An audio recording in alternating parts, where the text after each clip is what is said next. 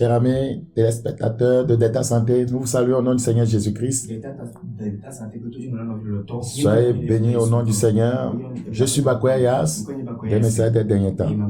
Nous sommes là ce soir pour continuer avec notre série d'enseignements, le feu étranger dans l'église. Prions s'il vous plaît. Père, bénis ta parole et ramène des multitudes à toi. Au nom de Jésus-Christ. Amen. Nous sommes dans le livre de Lévitique. Lévitique, le chapitre 10. Lévitique, chapitre 10. Lévitique, chapitre 10. Nous lisons le verset 1 rapidement.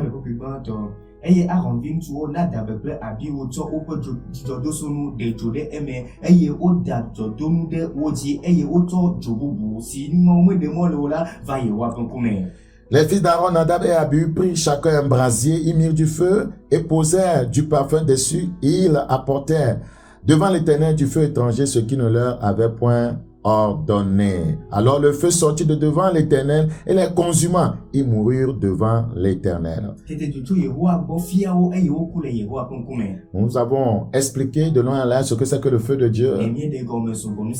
Puisqu'il ne veut pas un autre feu. Le feu de Dieu, c'est Dieu lui-même. Le feu de Dieu, c'est sa gloire. Le feu de Dieu, vous voyez, c'est sa sainteté. Donc, c'est ce feu qu'il veut dans l'église. Et ce feu doit venir sur l'Holocauste. Qui, premièrement, est l'image de Christ. Deuxièmement, voyez, les croyants. Donc, tout croyant doit passer par le feu pour être consumé, pour être purifié. Afin de devenir un saint, voyez, sacerdoce pour le Seigneur. Un sacrifice vivant. Donc, le Seigneur ne veut pas le feu étranger dans son église. Le feu étranger, c'est tout ce qui, voyez, n'est pas en alignement avec la parole de Dieu. Ce sont des doctrines, voyez, étrangères, des faux enseignements, des pratiques, voyez, antiscripturaires, des pratiques occultes dans l'église, des pratiques mondaines dans l'église. C'est ce que nous appelons, voyez, le feu étranger. Et le Seigneur s'est révélé à Jean dans le livre de l'Apocalypse et il lui a parlé de son église. Donc, premièrement, il a vu le Seigneur marcher au milieu des chandeliers, c'est-à-dire au milieu de l'église. Et dans Apocalypse chapitre 20, voyez, le Seigneur sera hors de l'église, en train de frapper à la porte, en demandant maintenant à son peuple de lui ouvrir. L'église de 7 ans, voyez, a renvoyé le Seigneur par le feu étranger, par les pratiques mondaines, par des enseignements antiscripturaires. Donc le but, voyez, de cette série d'enseignements est de réveiller le corps de Christ, afin que nous puissions retourner, voyez, à la vérité des Écritures. Alors, nous avons essayé de révéler, voyez, le feu étranger qui était dans l'église d'Éphèse. Dans Apocalypse chapitre 2, le verset 1 à 6. Nous avons constaté que l'église d'Éphèse avait perdu le premier amour. Voilà, donc là où il n'y a pas l'amour, il y a la division. La division, c'est un feu étranger. Là où il n'y a pas l'amour, il y a des partis pris. Et les partis pris, c'est un feu étranger. Deuxièmement, il y avait dans l'église d'Éphèse la doctrine des Nicolaïtes. Nicolaïte voudra dire dominateur du peuple. Et c'est un feu étranger. Cette doctrine, vous voyez, a pénétré plusieurs assemblées chrétiennes. C'est un esprit, la doctrine des Nicolaïtes, c'est un esprit, voyez, de sorcellerie, un esprit de contrôle. Vous allez voir, voyez, des hommes de Dieu qui sont devenus pratiquement des dieux. Dieu peut tout dire. Si eux ne disent pas, on ne fait rien. Et nous avons compris dans les Écritures que le Seigneur dit que nous ne devons pas dominer, voyez, sur le peuple. Nous devons, en tant que leader, être plutôt les modèles du topo. Alors, ce soir, nous allons découvrir le feu étranger dans l'église de Smyrne. L'église de Smyrne. La synagogue de Satan. Apocalypse chapitre 2. Apocalypse chapitre 2, le verset 8. Apocalypse chapitre 2, le verset 8, rapidement enlevé.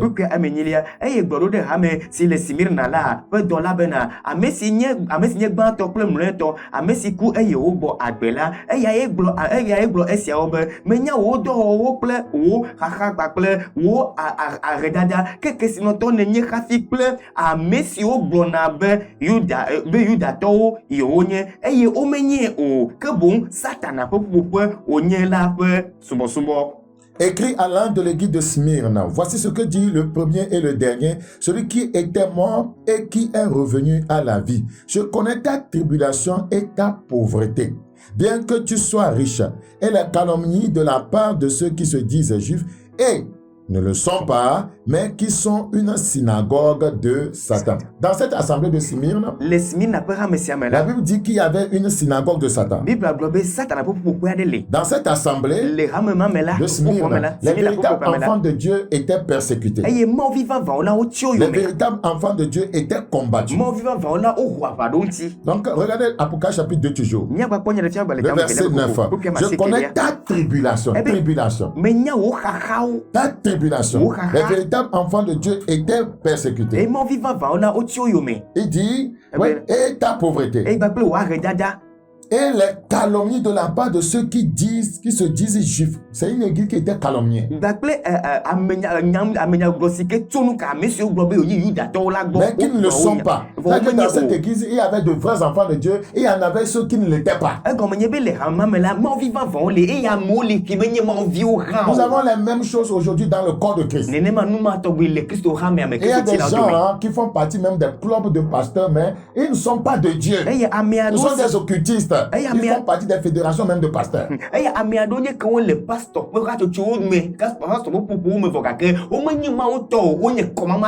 Combien d'églises, combien de pasteurs, même de soi-disant chrétiens, aujourd'hui combattent les véritables enfants de Dieu. Parce que ceux-ci prêchent la vérité ou bien adhèrent au message de la vérité. Regardez dans Galates chapitre 4. Galates 4. Le verset 29. Galates chapitre 4, le verset 29. Nous le lisons rapidement. Et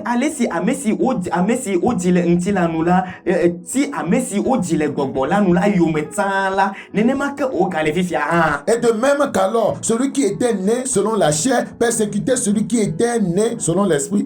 Ainsi en est-il encore maintenant. Donc dans l'église, il y a ceux qui sont toujours, voyez, dans la chair. Ils sont nés de la chair. Ils ne sont pas nés de l'esprit, c'est-à-dire qu'ils n'ont pas fait l'expérience de la nouvelle naissance. Donc ils persécutent ceux qui veulent s'aligner sur la parole de Dieu. Nous retrouvons de tels comportements dans le corps de Christ. Vous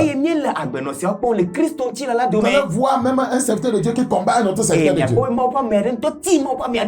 Là, il y a un feu étranger dans l'église. Allez sur les réseaux sociaux, vous allez voir. Les chrétiens se font la guerre. Vous n'allez pas voir les musulmans se font la guerre. Les chrétiens sur le net, les réseaux sociaux, ils se font la guerre. On insulte celui-là, on insulte celui-là, on combat celui-là, on n'est pas d'accord avec celui-là. Voyez, on dit tout et n'importe quoi de celui-ci et de celui-là. Les calomnies ne devraient pas se retrouver au sein du vrai, voyez, de la vraie église du Seigneur. Les calomnies ne devraient pas se retrouver au sein du vrai peuple de Dieu. C'est un feu étranger.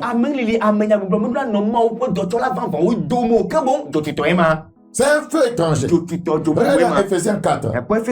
Ephésiens chapitre 4. Éphésiens 4, le verset 31. Éphésiens chapitre 4, le verset 31. Les Écritures disent que toute amertume, toute animosité, toute colère, toute clameur, toute calomnie et toute espèce de méchanceté disparaît du milieu de vous. Donc nous comprenons dans ce passage que les calomnies ne devraient pas se retrouver au sein du peuple de Dieu. Parce que c'est un feu étranger. Parce que plusieurs ne savent pas ce que voudra dire calomnie. C'est pourquoi ils s'amusent avec ça. Dans Jérémie chapitre 28, 6. Jérémie chapitre 6. Nous lisons le verset 28. Jérémie 6, 28. La Bible dit, ils sont tous des rebelles, des calomniateurs, de l'airain et du fer. Ils sont tous corrompus.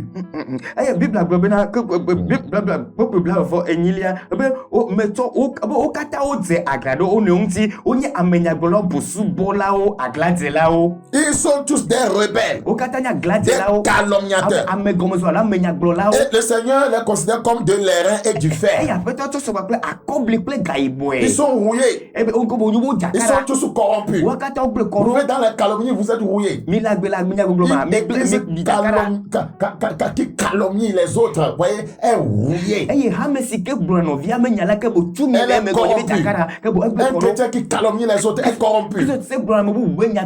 Il est spirituellement rouillé.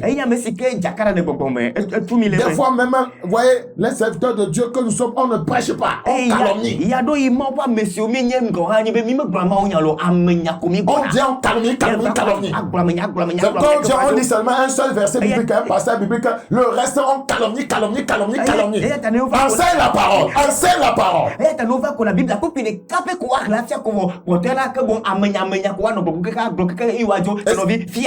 Ézéchiel 22. Ézéchiel chapitre 22. Le verset 9. Ézéchiel chapitre 22. Le verset 22. Le verset 9 plutôt. Rapidement.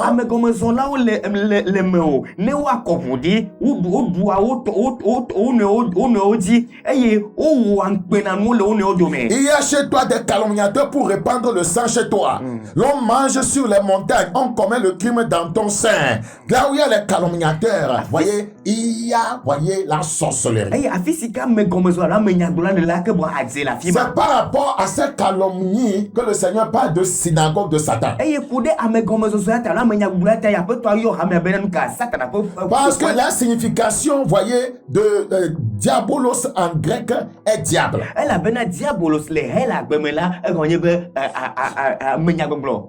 La signification de diabolos en grec est diable.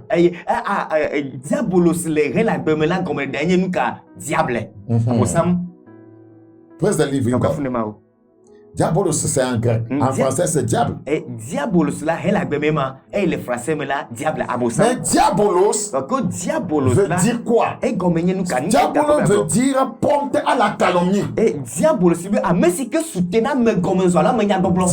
veut dire pompe à la calomnie. Donc c'est Satan qu'on appelle comme ça. C'est Satan, c'est l'explication même du nom diable. Tous les calomniateurs, voyez, ne sont pas même des petits-fils du diable, hein, ce sont ses frères.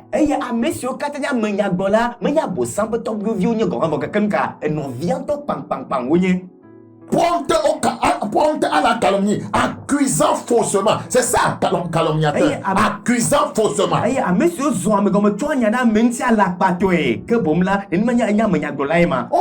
On raconte n'importe quoi sur un secteur de Dieu, sur des frères, mais on n'a pas de preuves. Sur des dire. Vous avez entendu dire. Vous avez vu quelque chose sur un réseau social. On a dit quelque chose sur un pasteur. Vous relayez ça, vous multipliez ça, mais vous ne savez pas si c'est vrai ou faux. Vous finirez en enfer.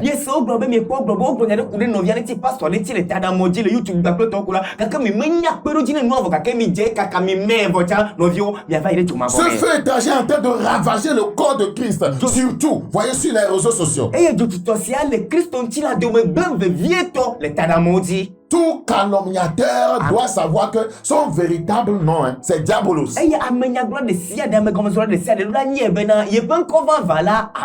Bible dit celui qui pêche est du diable. Celui qui calomnie est du diable. Il est diable.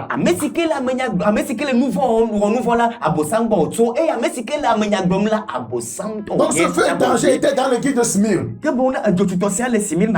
Des gens qui disaient qu'ils sont apôtres, ils ont été éprouvés, ils ne l'étaient pas.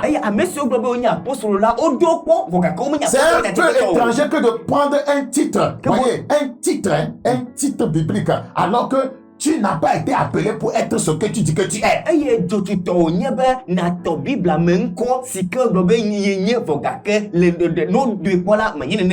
Dieu t'a-t-il appelé à être apôtre? Tu dis que tu es apôtre, alors que tu n'es pas. C'est un feu étranger. Toi-même, tu es un feu étranger. Ce n'est même plus que quelque chose à entrer dans l'église. Toi-même là, c'est toi-même le feu étranger. Tu n'as pas été appelé à être pasteur. Plusieurs ont été appelés à être sous des pasteurs. Ils se sont énervés, rebellés à cause d'une coalition pour aller établir leur ministère. Tu es un feu étranger dans le corps de Christ. Parce que tu n'as pas été appelé pour faire partie de Éphésiens 4:11. Apôtre, prophète, évangéliste, docteur, pasteur. Dieu ne t'a pas appelé. Ce sont des ministères de direction. Peut-être tu as été appelé à servir sous eux. Et tu t'es rebellé, tu es parti. Tu as acheté des clés. Et tu as établi le mon ministère. Si Dieu ne t'a pas appelé pour ça, tu deviens un feu étranger dans le corps de Christ. Et c'est de telles personnes qui n'enseignent pas la vérité, qui causent des scandales, qui ne cherchent que de l'argent. Les vrais appelés ne peuvent pas corrompre facilement leur voix comme cela. C'est possible, mais ils ne peuvent pas corrompre leur voix comme cela.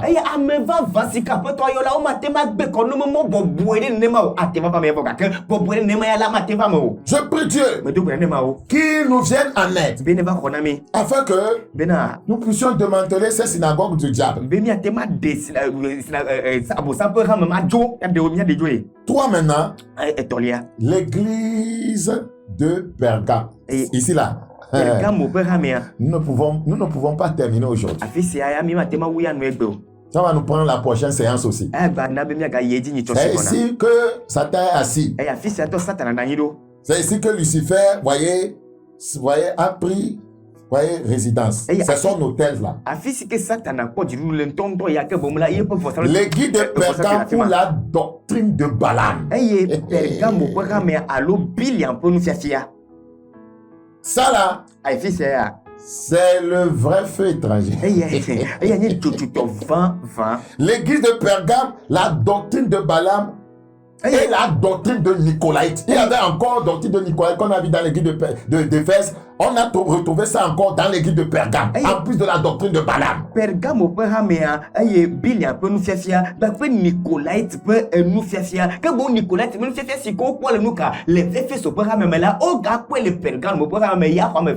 Apocalypse chapitre 2. Apocalypse chapitre 2, le verset 12. Apocalypse chapitre 2, le verset 12. La Bible dit, écrit à l'un de l'église de Pergame, voici ce que dit celui qui a l'épée aiguë à deux tranchants. Quand le Seigneur se présente ainsi, ça veut dire qu'il y a un jugement qui arrive.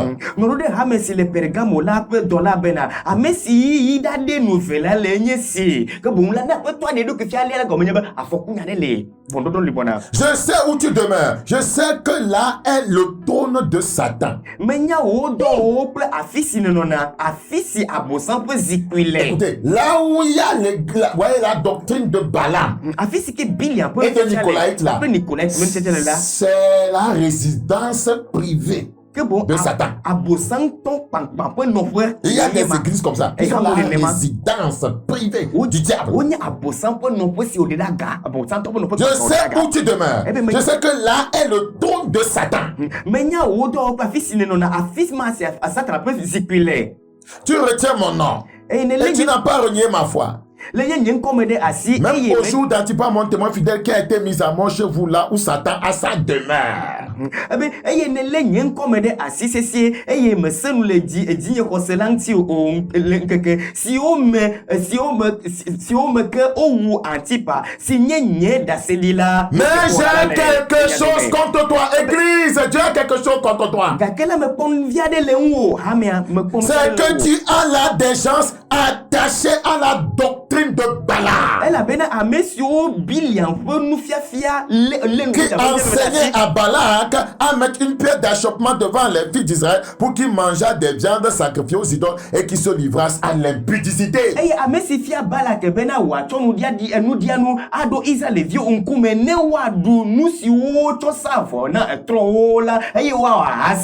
De même, toi aussi, tu as des gens attachés pareillement à la doctrine des Nicolaïtes.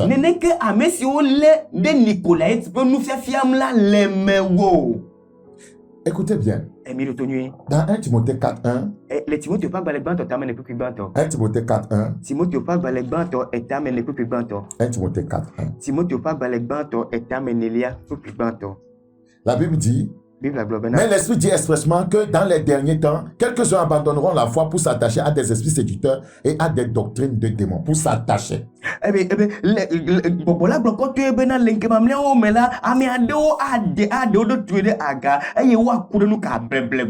Jean qui avait le même esprit que Paul va dire que dans l'église de Pergame, il y avait deux doctrines auxquelles les chrétiens de cette église étaient attachés. La doctrine des Nicolaïtes. La doctrine de la domination, voyez, du peuple de Dieu. Nous l'avons expliqué, voyez, quand nous avons parlé de l'église d'Éphèse. La doctrine de Balaam était dans l'église de Pergame. Balaam veut dire celui qui dévore. Balaam veut dire celui qui dévore. 2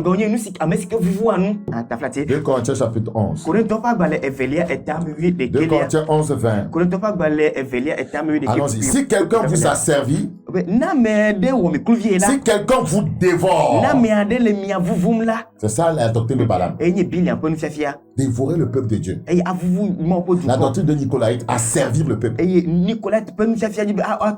quelqu'un vous a servi, doctrine de Nicolaïte. Si quelqu'un vous dévore, doctrine de Balaam. Si quelqu'un s'empare de vous, doctrine de Nicolaïte. Si quelqu'un est arrogant, si quelqu'un vous frappe au visage, regardez la dictature. Vous le supportez fort bien. Si vous lisez l'histoire de Balaam dans Nombre 23, vous verrez que Balaam était un prophète que Dieu avait appelé. Mais ce dernier a cherché les honneurs qui viennent des hommes. Balaam a cherché les acclamations qui viennent des hommes. Balaam a cherché l'argent, l'or, les biens matériels. C'est ce qu'on appelle doctrine de Balaam. Si vous êtes un homme de Dieu, vous êtes même fidèle, vous allez à l'église, vous vous focalisez sur les honneurs, l'argent, les acclamations des hommes, les biens matériels, vous êtes dans la doctrine de Balaam.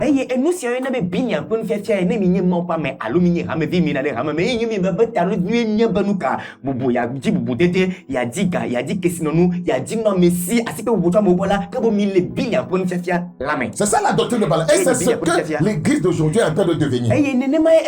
La recherche des honneurs, l'argent, les biens matériels. Les gens ne veulent plus la sainte doctrine. Les gens ne veulent plus être enseignés pour se préparer pour le retour du Seigneur Jésus-Christ. Les gens fuient les messages qui dénoncent le péché, l'immoralité sexuelle, la mondanité. Et les nouveaux prophètes d'aujourd'hui ne parlent que des biens matériels, des percées, de la grandeur, de l'élévation.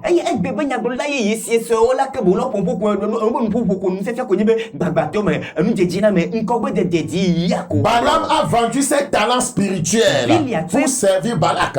Il a vendu ses talents spirituels, voyez, pour son enrichissement personnel. Cette manière d'agir, c'est une doctrine. Utiliser le don que Dieu t'a donné. Et tu dis, si j'exerce ce don, tu dois me donner tel argent. On appelle ça la doctrine de Balaam. Et cette doctrine, voyez, est entrée dans plusieurs assemblées chrétiennes. Dans 2 Pierre 2, 2 Pierre 2, 15. 2 Pierre 2, 15. Je vais m'arrêter quelque part pour continuer la prochaine fois. 2 Pierre 2, le verset 15. Après avoir quitté le droit chemin, ils se sont égarés en suivant la voie de Balaam, fils de Bossor, qui aima le salaire de l'iniquité. Il y a un chemin appelé chemin de Balaam. Il y a une doctrine appelée doctrine de Balaam. C'est un feu étranger. La doctrine de Balaam dans l'église, c'est un feu étranger. Et ce feu brûle dans plusieurs assemblées chrétiennes. La prière, c'est que nous nous réveillons et que nous nous répandons. Et que nous retournons, voyez, dans les fondamentaux, sur les fondamentaux de la parole de Dieu. Seigneur, ta parole a été enseignée. Quel agent de retour à la vérité. Au nom de Jésus-Christ. Amen. C'était Bakoya Yas. Le rendez-vous, c'est demain samedi. 7h30. Pour la prière l'enseignement. Mercredi 16h30. Pour l'intercession. Dimanche, le culte, c'est à 7h. Vous pouvez nous suivre sur les réseaux sociaux. Abonnez-vous. Vous aurez beaucoup de messages édifiants et nos ministères de chant.